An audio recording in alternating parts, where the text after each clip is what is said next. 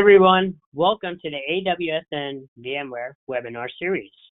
Today's topic of discussion is Modernizing Disaster Recovery with VMware Cloud on AWS. My name is Samir Kadu. I'm a Partner Solutions Architect at AWS, dedicated to the partnership with VMware. And joined with me is GS Kulsa. GS, would you like to introduce yourself? Sure. My name is GS Kulsa. I'm a technical marketing architect at VMware focused on availability. Great, thank you.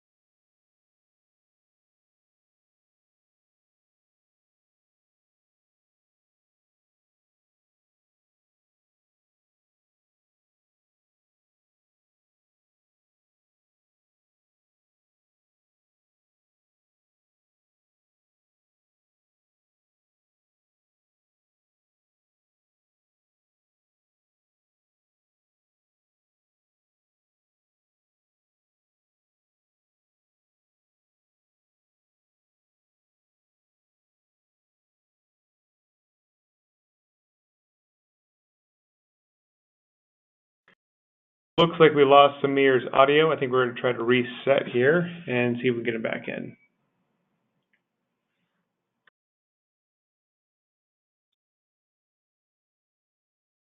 Hey guys, so one of the quick things to keep in mind is this is an ongoing webinar series. So this is a reminder, this is the Deep Dive Modernize Disaster Recovery with VMware Cloud on AWS. It's the fourth of an ongoing series. You can view the previous 3 webinars by clicking on the links below. So the webinar that we had the first time was the Introduction to VMware Cloud on AWS. The second one was Accelerate Hybrid Cloud Adoption. The third one, Extend Your Data Center with VMware Cloud on AWS. And then stay tuned for updates on dates and times of the future webinars that will be included in this part of the series.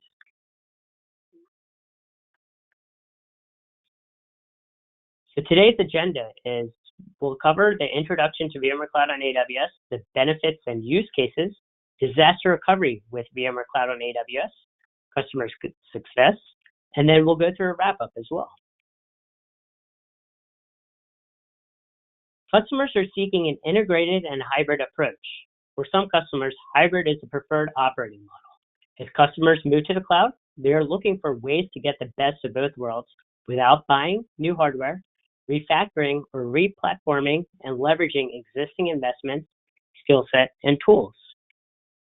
So with that, on-premises, being able to use familiar tools and processes, leverage existing investments, maintain unique hardware configurations, have granular control over placement of applications and data. In the public cloud, you have the ability to scale faster, reduce your costs, establish a global footprint, pay as you go, and then access a broader range of services. Some of the common challenges with hybrid cloud adoption are having to deal with multiple virtual machine formats. You might have incongruent networks. There might be operational inconsistency, and then having to learn new skill sets and utilize new tools, and then multiple control or monitoring mechanisms. So with VMware Cloud on AWS, we're looking to eliminate these challenges, being that your VMs are maintained in the same VMware VM format. When you move it from on-premises to VMware Cloud on AWS, that does not change. It is not refactored. It remains as a VM. As far as your networking, you do have the ability to stretch your network from on-premises to VMware Cloud on AWS. So think about performing a live vMotion of a VM and not having to even re-IP it. And then as far as operational inconsistency, now you have the ability to be consistent, where you can utilize the same process that you do on-premises with your VMs in VMware Cloud on AWS. And you don't necessarily have to learn new skills or utilize any new additional tools, because it's the same look and feel from a vSphere client standpoint. That does not change.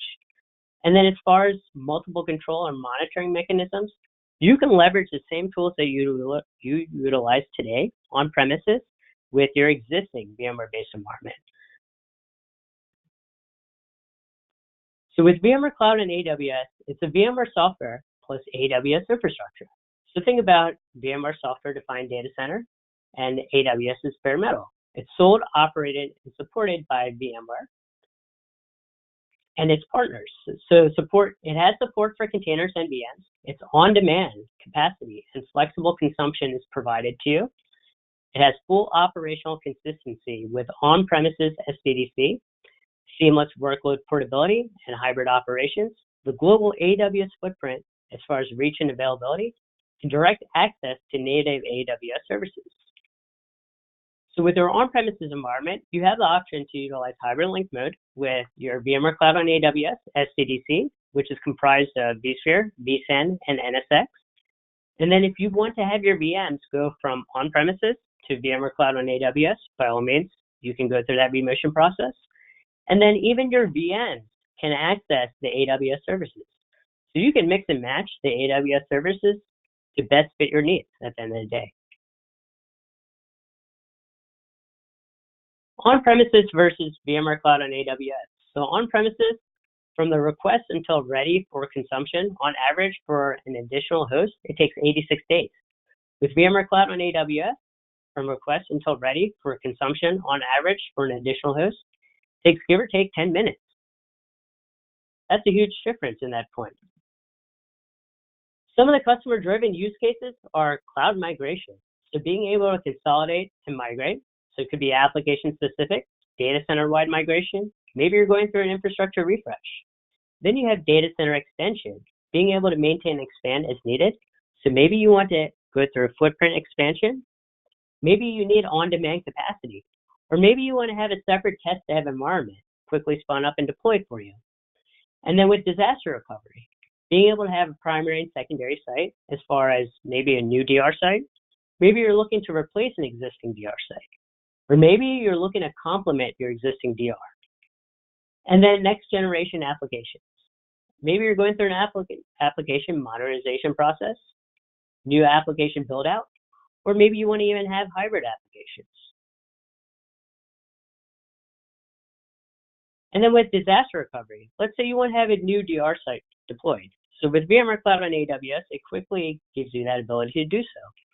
So as you can see over here, where we've also even announced at past events, and even one of the quick things to keep in mind is where this timeline has actually been specifically made available on the public roadmap on VMware's website, where you can see we're looking to expand out in all of AWS's regions.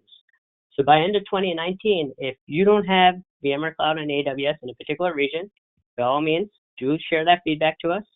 But then also keep in mind by end of 2019 that for the most part, all the AWS regions will have VMware Cloud on AWS. So you can see from this point where you can quickly and easily utilize any of the AWS regions where VMware Cloud on AWS is available, and utilize that from a disaster recovery standpoint. Maybe you want to utilize it as a secondary DR site. Now you have the ability to do so. So after you've deployed the VMware SDDC and VMware Cloud on AWS, the disaster recovery use case enables you to activate the site recovery service in the SDDC. So the site recovery service components should be activated quickly. Replication and orchestration components are deployed in the SDDC as well. And then upon activating the site recovery service, access is gained to the site recovery UI and linked to download the group with on-premises components. So then you can even go through a replacement of existing DR if needed. And then if you want to complement your existing DR, you do have the option to do so. So the disaster recovery use case can be used in conjunction with your existing solutions that are based on VMware Site Recovery Manager and VMware vSphere Replication.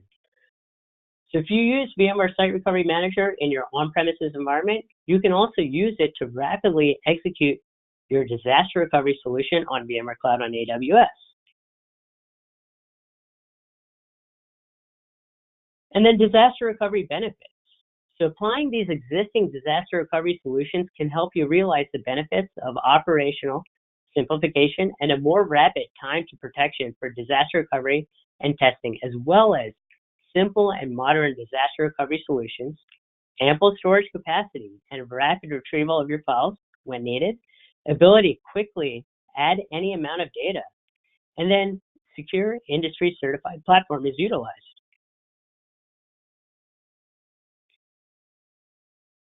So I guess with that, GS, would you like to discuss VMware Site Recovery built for VMware Cloud on AWS as far as the use cases, the benefits that come with it?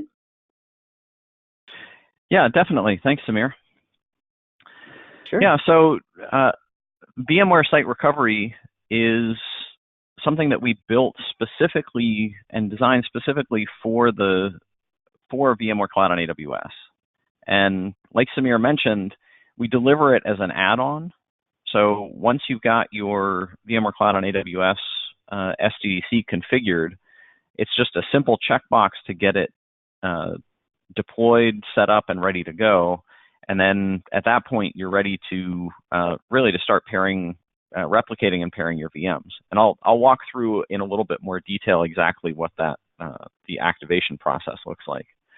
VMware Cloud, the VMware Site Recovery is built on VMware's proven DR solutions. So Site Recovery Manager and vSphere Replication, two solutions that have been around for a number of years, have more than 20,000 customers already out there using the product with millions of VMs being protected. So we utilize those same tools and just combined them with all of the other goodness that is VMware Cloud on AWS to provide a solution for you. You get all of the features and capabilities of both of those products. The proven orchestration and automation capabilities, recovery plan orchestration with really aggressive RTOs, the ability to non-disruptively test your recovery plan as you need to, and then options for things like bidirectional protection. You can be running VMs within VMware Cloud on AWS that you're protecting on-prem and vice versa. So lots of different capabilities, and all of that integrated and built into the VMware Cloud on AWS solution. So I talked briefly about it before, but I just want to highlight that something that Site Recovery Manager supports, and therefore VMware Site Recovery supports, is this idea of non-disruptive disaster recovery testing. So an ability just to, with the click of a button, to spin up and run a test of your recovery plan without that disrupting your existing environment at all. So no change to your RPO, no disruption of replication at all, no impact to the running of your VMs. And then we even have capabilities for isolating the networking for your VMs so that you don't run into IP address conflicts or any kind of impact to your applications. And that gives you an ability to, like I said, completely non-disruptively test and verify that your recovery plan is going to work the way that you expect it to if you need it to. Of course, Site Recovery Manager also supports automated failover. So with just a couple clicks of a button, you can get your VMs moving from one site to another. The whole idea there with that automated failover is we get your VMs up and running as quickly as possible. And there are no dependencies between the two sites, between your on-premises environment and between VMware Cloud and AWS. If your on-premises environment is completely unavailable, the automated failover is still going to work fine. There's no dependency for that recovery on your on-premises environment. Your data is being replicated, and we can orchestrate the recovery of those VMs as quickly as possible. And then in addition to that, VMware Site Recovery also supports failback. So, and that's automated. So if you had to fail over to VMware Cloud on AWS, once your on-premises environment was ready to be used again, with just the click of a button, you can reverse your replication and reverse protection, what we call a reprotect. And so that would just get everything set up in the opposite direction, so that now with your workloads running within VMware Cloud on AWS, they're now protected to your on-premises environment. And then when you're ready, you can either use VMware Site Recovery to move those back, or utilize our hybrid cloud extension solution to get those VMs moved back on-prem. And then combined with all of that, VMware Site Recovery has really detailed reporting capabilities. So any kind of auditing or regulatory requirements that you have, VMware Site Recovery can very easily meet those. Since VMware Site Recovery is built on VMware Site Recovery Manager, it integrates really well with, if you have an existing VMware Site Recovery Manager environment, it will integrate with that. So you could have some of your VMs being failed over to your existing DR site or multiple DR sites, and then have other VMs failed over into your VMware Cloud and AWS environment. Both of those solutions use the same instance, the same version of the code, so they're fully interoperable together. One of the new things that we introduced in just recently is integrating the storage with the storage within VMware Cloud on AWS, which is based on vSAN, which is a hyper-converged software-defined storage that pools direct attached storage devices together across your cluster and creates a distributed shared data store. So previous to this capability, we just had a fixed capacity that was available per host. So now what we're giving you the capability of doing is you could have the same pool of hosts for both storage and compute, and you're able to scale your storage without incurring additional compute cost. So you'll have the option of deploying, if you have storage-intensive workloads, you start with one initial cluster, and then any additional clusters you can add the new R5 metal instances, and those R5 metal instances will use EBS storage by default, and that gives you a more cost-effective option for your storage capacity requirements within VMware Cloud on AWS.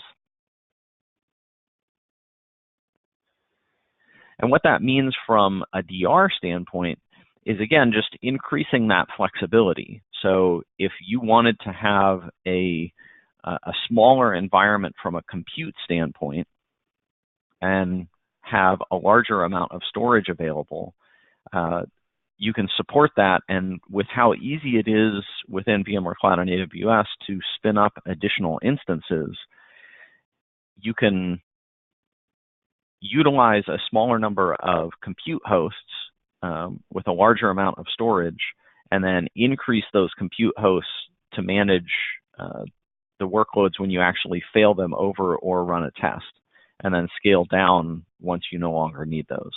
So it just provides ways of improving the cost effectiveness of the solution and giving you more options when it comes to how you configure that. So let's talk through what the exact process would be for configuring and deploying VMware Site Recovery. So it really is just 5 quick steps. So the first thing that we would do is enable the service.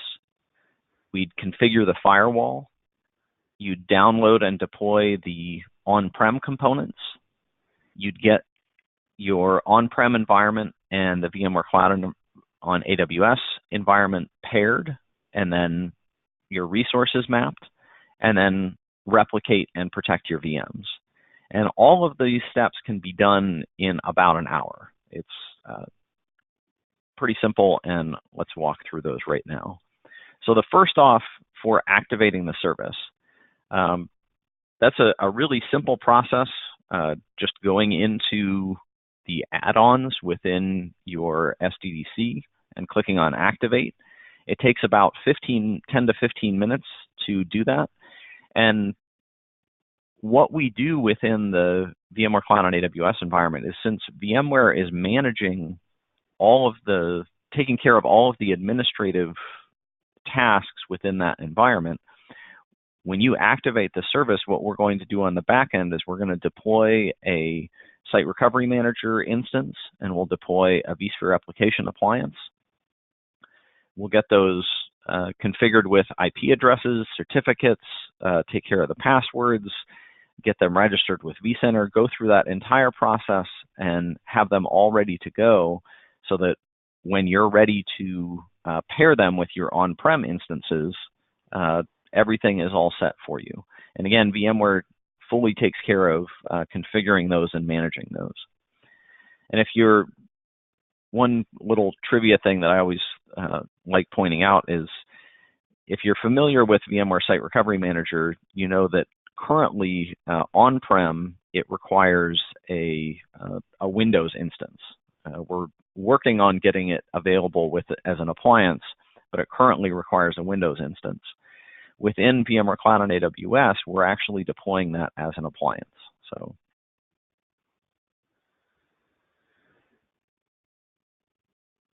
once the service is active, you have the option of downloading you can start downloading the components. And so on-prem, what you'd be downloading is an OVF template and the executable for installing Site Recovery Manager.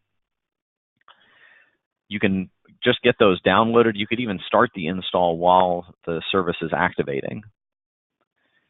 The next thing that you do is, within VMware Cloud on AWS, we have a really robust firewall capability there. And so you would just configure the rules that are going to allow for VMware Site Recovery, which is Site Recovery Manager and vSphere application, for those two applications to be able to communicate with your on-prem environment and vice versa. The configuration for all of these, it's just 4 simple rules that are really easy to set up and configure. It can be done in all of about 5 minutes. We're working on an automated solution for that as well that will simplify that even more. So at that point, you'd need to, if you already have them downloaded, you'd need to deploy vSphere application and then Site Recovery Manager on-prem. And doing that is just deploying an OVF template in the case of vSphere application. Really standard OVF deployment, just providing information about where you want it located, what you want to call it, basic networking information, things like that. And once you deploy it, it will take anywhere from about 5 to 10 minutes to finish deploying that OVF and getting that VM powered on. And then the next thing that you do would be installing Site Recovery Manager. Again, pretty standard Windows installation, just a lot of next, entering in IP addresses, configuration information, things like that.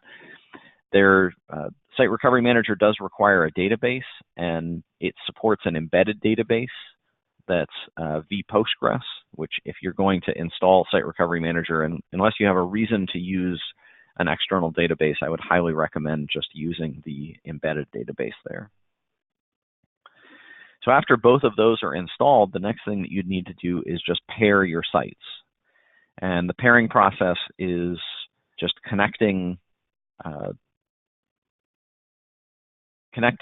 vCenter from one site, pointing it at the vCenter at the other site, making sure that you have good communications going on between your SRM servers and between the vSphere application appliances. And once that's done, the pairing process, at that point you're ready to start mapping your resources. And the idea behind mapping resources is that since you're protecting VMs from one vCenter to another vCenter, those different vCenters are going to have different folders, different networks, different resource pools, different policies, all of those different things between them. And so we need to let VMware Site Recovery know how to match those up. So if you have a VM that's connected to a certain network in a certain folder in a certain resource pool on your on-premises environment, we just need to tell VMware Site Recovery, okay, when you fail that VM over to VMware Cloud on AWS, what folder should you put it into? What network should you connect it to? What resource pool should you associate it with? And that way, VMware Site Recovery just knows exactly where to put those VMs when you've got that, when you take care of that, when it runs a failover or when it runs a test. One other thing to note about that mapping is when you're mapping networks, we also have, you'll map what network you want to fail it over to in the event of a failover, and then you can also map it to a test network so that when you run a test, you keep that that traffic isolated from the rest of your network. And VMware Site Recovery supports a couple of different ways of creating that test network. It can either create a test network that is just local to that host, in which case any VMs that are on the same host and that are on the same network would be able to communicate with each other. The other thing that you can do is you can also create a test network and have that be so that when you run a test, your VMs fail over to a network that is similar to your production network, but just isolated from the rest of it, and so that you can have multiple VMs be able to communicate with each other and get really more of an application test instead of just your recovery plan test. And the reason for the two different options is just, the first option is just more simple. It doesn't require any network configuration. The second option requires a little bit more work with your networking team. So after you've completed the mapping, the last step is to just start replicating and protecting your VMs. And if you're familiar with Site Recovery Manager and vSphere Replication, then something that's new in this instance of Site Recovery Manager and vSphere Replication that we've created specifically for VMware Cloud on AWS is we've done a lot more to combine the interaction with and the workflows for both of those solutions. So instead of treating them as separate solutions, we've combined a lot of that together. So what you end up with is when you go through and you configure the protection for your VMs, as part of that configuration of going through all the specific replication settings that you can do and configuring that, at the end of that, you also will have the ability to add the VM to a protection group, either an existing protection group or a new protection group, and then do the same thing for a recovery plan. So add it to an existing recovery plan or a new recovery plan, and get those VMs all the way, going all the way from unprotected, unreplicated to being replicated, being protected, and at that point you're ready to start running a test and verifying that your failover is going to work the way that you expect it to.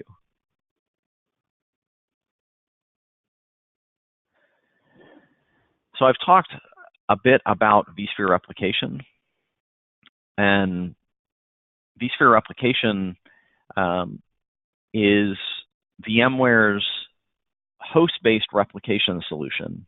So it's built into the vSphere platform, and it gives you the capability of replicating individual VMs and having individual settings for each of those VMs. So you have the capability of choosing what VMs you want protected. It doesn't matter what storage those VMs are located on. They can be located on whatever storage you have in your environment, and you're able to get those protected by vSphere replication. And then you have the flexibility of configuring different RPOs for each VM. vSphere replication supports any RPO all the way from as little as 5 minutes to as high as 24 hours.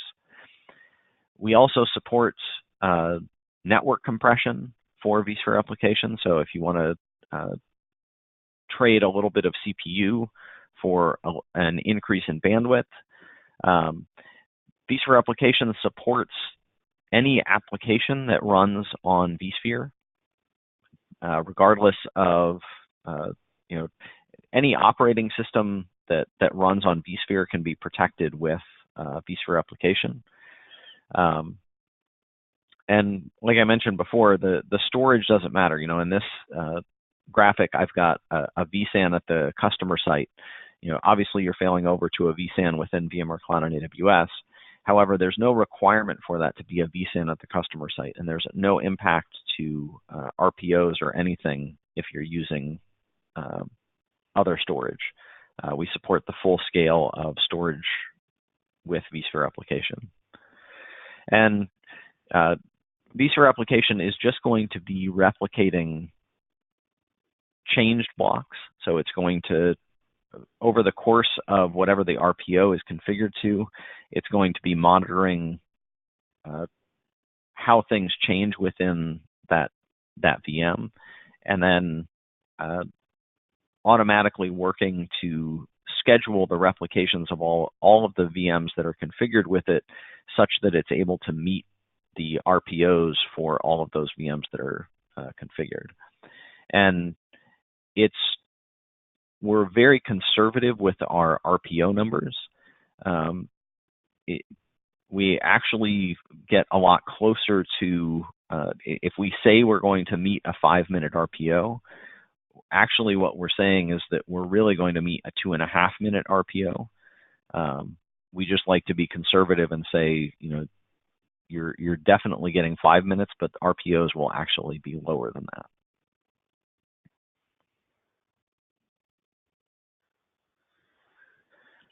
So Great. Samir, I'm going to hand it back to you for a couple of customer success stories. Sure, yes. So we'll discuss some customer success stories. So for example, with Discovery Communications is a leading developer of lifestyle-oriented content for television and the internet.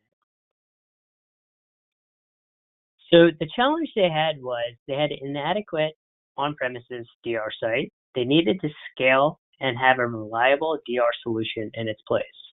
So they didn't want to necessarily deal with a dedicated DR site. That also came with the operational overhead. So if possible, they wanted to avoid that. There was a strong need to have that solid DR for mission critical applications. So think about your multi-tier applications. There could be a database, Maybe you're utilizing any presentation servers along with that.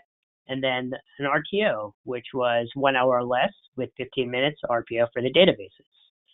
So in this case, the customer wanted to have a pilot with VMware Site Recovery. And then for backup and recovery, they were utilizing Veritas Net Backup.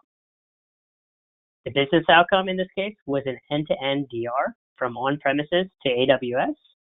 They were able to successfully implement DR with the multi-tier applications with SQL on the back end as well.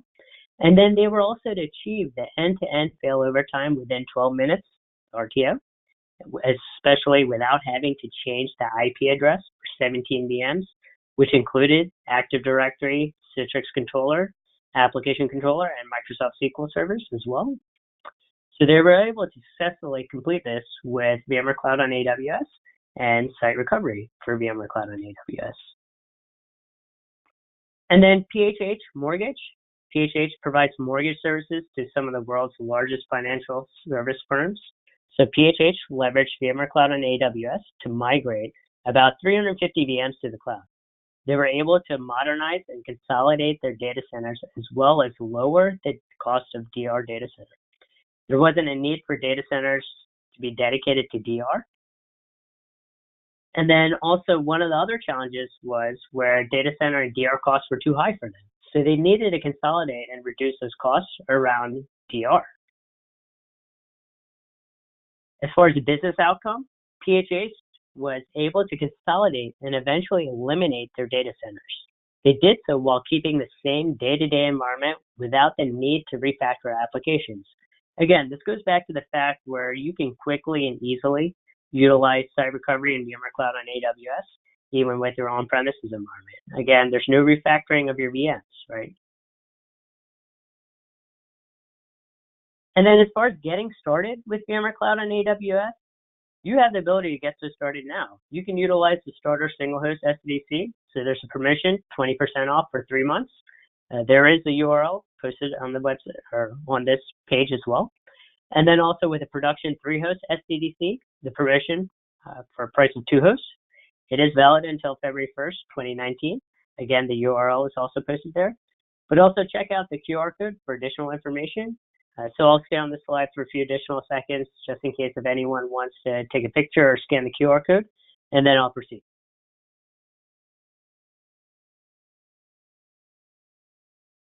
And then announcing the VMware Site Recovery permission.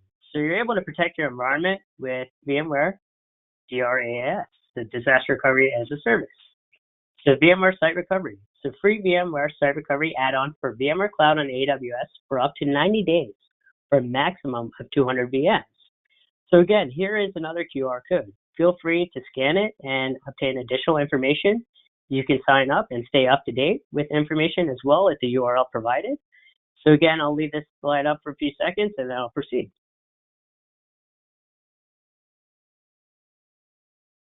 And then as far as VMware Cloud and AWS resources, so feel free to check out our homepage at, for example, the aws.amazon.com/VMware and even at cloud.vmware.com/VMC-AWS. Also check out the VMware Cloud blog, again at the URL provided. And then if you're interested in TCO analysis or in TCO tools, be sure to check out the VMC on AWS pricing. So again, if you go to the URL provided, the first one, and then the second URL under that section is for the VMC Sizer webpage, where you can go through a TCO cost analysis as well.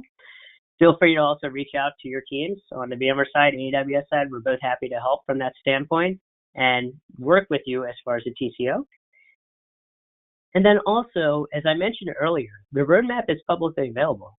So be sure to check out the roadmap at VMware's website at cloud.vmware.com/VMC-AWS/roadmap. Also, pricing is available on their webpage as well. So with that, are there any questions? Feel free to use the chat box to send us any questions. We'll be happy to answer those. Now, Samir, I see a few questions already. Yeah. Sure.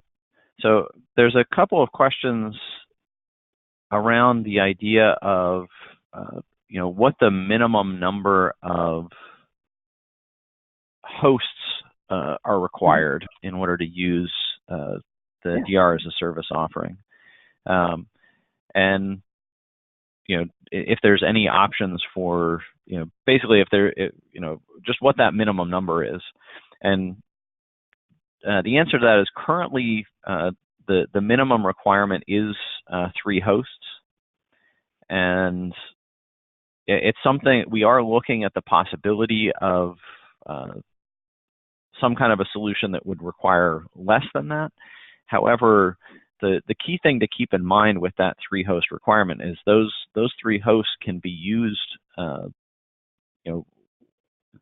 they can be used for disaster recovery, they also could be used for anything else, for other workloads when they're not being used for disaster recovery. So tier 3 and tier 4 workloads, or really any other workloads that you wanted to use, you could utilize those resources, and then in the event of a disaster, you could either expand the cluster out more so that it would be able to support potentially your tier 1 and tier 2 workloads that are running on-prem, or you could just do something along the lines of either powering off those tier 3 and tier 4 workloads that are running within VMware Cloud and AWS, or just assigning them less resources so that the tier 1 and tier 2 workloads that you failed over are able to get all of the resources that they need. And some of the other things to think about with the costs of VMware Cloud on AWS and the DR service is, keep in mind that everything within that environment is going to be managed and maintained by VMware, and that you have access to all of the resources that AWS provides. So it's you're eliminating the need to manage and maintain a secondary site. You're taking care of, and you're ending up with a managed service, and your integration with that is going to be exactly the same as it is on-prem. So how you manage your VMs, how you interoperate with the environment is going to be exactly what you're used to on-prem. So in the event of a disaster, you're not having to worry about anything being converted or having to deal with a different user interface or anything like that. Everything is just the same. There's another question for what's required for networking for seamless migration. I'm guessing that what the person is asking there is really probably more specific to what are the requirements for HCX from a networking standpoint. Yeah, I think that would be a good way to look at it. So obviously we can discuss HCX, and I think also one thing to note is, for example, if you wanted to stretch your layer 2 network and you're utilizing NSX on premises, you do have the option to do that where you're stretching it into your SDDC and VMware Cloud on AWS. So you would leverage a VPN tunnel. So either it's utilizing an AWS Direct Connect connection, or you're leveraging maybe your open internet connection that you might have to the public cloud as well. So you do have those 2 options. Though let's say you're in a vCenter version that's not at 6.0 and above, and maybe you don't want to go through the upgrade process, by all means, you can definitely leverage HCX. So Hybrid Cloud Extension, it is included with VMware Cloud on AWS. So it does allow you to quickly deploy and even set up a hybrid connection between your on-premises environment and your VMware Cloud on AWS SDDC. So that being said, you can quickly migrate vMotion VMs as needed. If you want to do even down the road as far as scheduling, maintaining it, and even doing bidirectional vMotioning of those VMs, bulk migrations, you do have the options available to you as well. I guess, do you see any other common themes around that, GS? No, I mean, I think that speaks pretty well to it. Okay, great. Yeah, so another question is, what's the licensing model for VMware Site Recovery? So it's per replicated VM.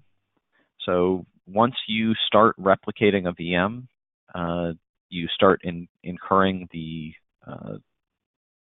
per minute per hour pricing, and it's just per VM that is replicated is the licensing model for that. See, another question is, how does this work with SQL Server transactional replication? So if you're using some kind of application level protection for your applications, that would be a separate solution from VMware Site Recovery. VMware Site Recovery is going to deal with protecting and replicating individual VMs. So you could combine the two together. You could protect your SQL VM, your SQL Server with transactional replication, and then have the application and web services that utilize that database be protected with VMware Site Recovery. So that's kind of the way that those two would work together. Is it possible to do array-based replication to VMware Site Recovery instead of vSphere replication? Not currently. That's something that we're potentially looking at in the future, but currently it does require vSphere replication. So it's not a question in regards to offsite backups. So I'm assuming they mean offsite backups of their VMs. So I guess, it's not just a backup product per se, it's more from a DR standpoint. So you do have that ability to have that DR protection for your VMs. So if you do want to have an offsite DR process set up for your VMs, by all means, this would be a wonderful use case. Yeah, and there's another question about future plans for expanding VMware Cloud to AWS into Africa. And I don't know if we can go back to the roadmap slide that shows all of the sites that we're going to be deploying to. I don't recall offhand if Africa was in there, but I mean, there's so many places that we are going to that. Yeah, it looks like we've got the closest that we have right now is something in the Middle East. I would have to think that Africa is, after we hit all of the spots that we have planned in 2019. Yeah, it looks like Bahrain is currently targeted for the second half of 2019. I'd have to think that Africa might be on the roadmap after that. Yeah, I would also just to that point where it was announced even on AWS's blog post where the South Africa or the region in South Africa will probably be online around in the first half of 2020. So that also comes into play when we're looking at this roadmap, where in this roadmap we were looking as far as out to 2019.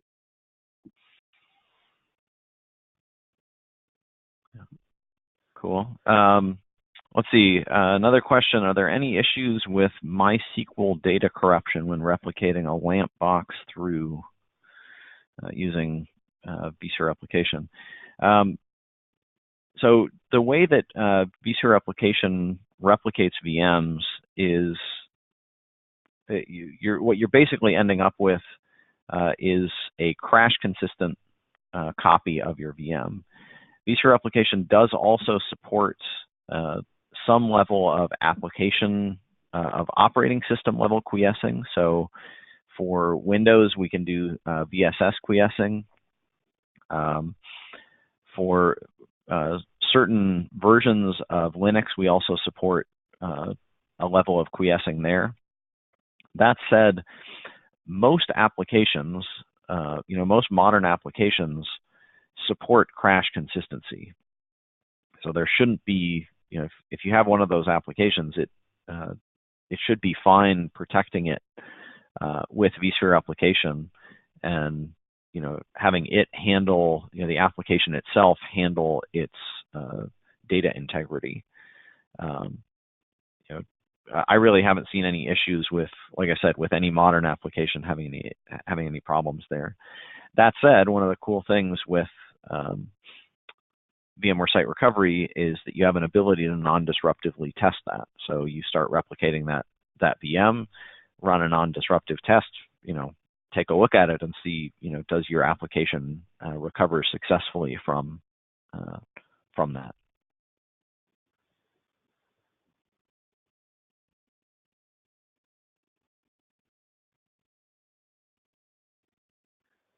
Another question about future replication with either Veeam or Recover Point for VMs. Those are things that I think are being looked at and or worked on, but I don't think we have any information about timing on either of those yet.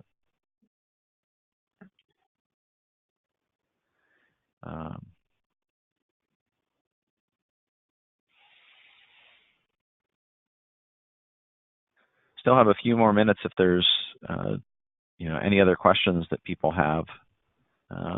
Samir, any other common questions that you get around this?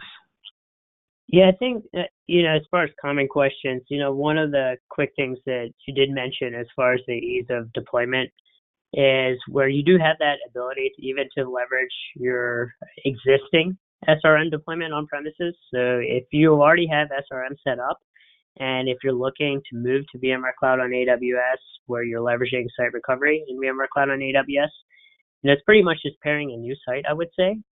So definitely, as far as from an ease standpoint, we're seeing customers leveraging it even from that standpoint, where they already have it set up, they already have the workflow set up, they already go through a testing process as it is today, and pretty much now they're just setting up that new pairing site with it. And they're able to go through those workflow processes as far as testing it, maybe whatever the case might be, every week or once a month, whatever it might be. But now you still have that ability to do so with leveraging what you've already set up and have in place today. Oh, nice.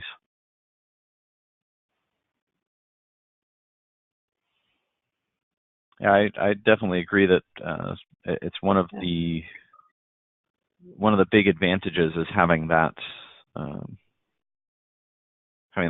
commonality with the on-prem version, and that extends, to VMware Site Recovery, but really to the entire solution. That if you are currently working with vSphere now, when you connect into VMware Cloud on AWS, you're still interoperating with vCenter. You're still deploying your VMs the same way. All of that configuration is and interaction is the same as what you're used to.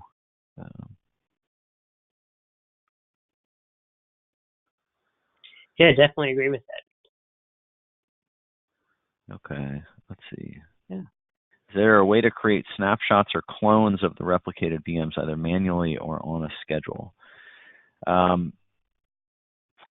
So vSphere Replication currently supports a capability for creating snapshots of your replicated VMs. We haven't implemented that capability yet in VMware Site Recovery, but the plan is to do that. Plan is to get that capability there. So I saw a question about integrating Elastic DRS with the DR as a service model, where you're leveraging Site Recovery Manager on premises and then Site Recovery in VMware Cloud on AWS. So I think that brings up a good point, where with VMware Cloud on AWS, you do have that option to set up and configure Elastic DRS. So if you reach a certain threshold from a compute standpoint, let's say from CPU memory allocation, you reach that threshold, additional hosts are added to your environment. And then once you drop below that usage threshold, those hosts are automatically removed from your environment as well. So I think, if you're looking from a cost standpoint, you've seen customers definitely utilize that feature where they're just paying for what they utilize. So you do have that added flexibility.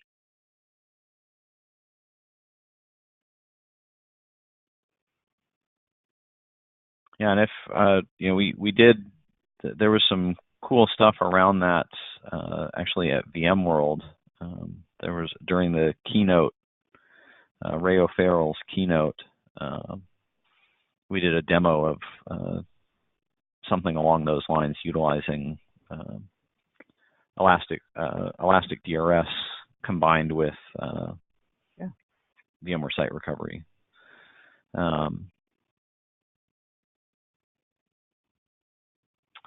Another question about Cohesity. A number of different vendors are partnering with VMware and AWS to integrate their solutions, data protection solutions, with VMware Cloud on AWS. There's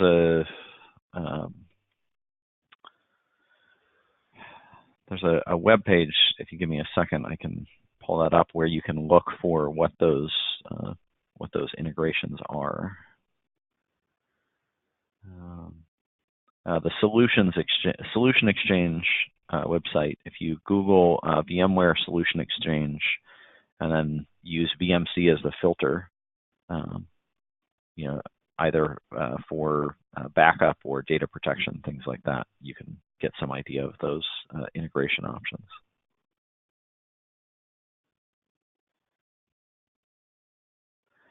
Thank you, everybody, for all of the questions that people have asked. Appreciate getting those and having that level of interaction. Agreed. Definitely appreciate everyone's time as well.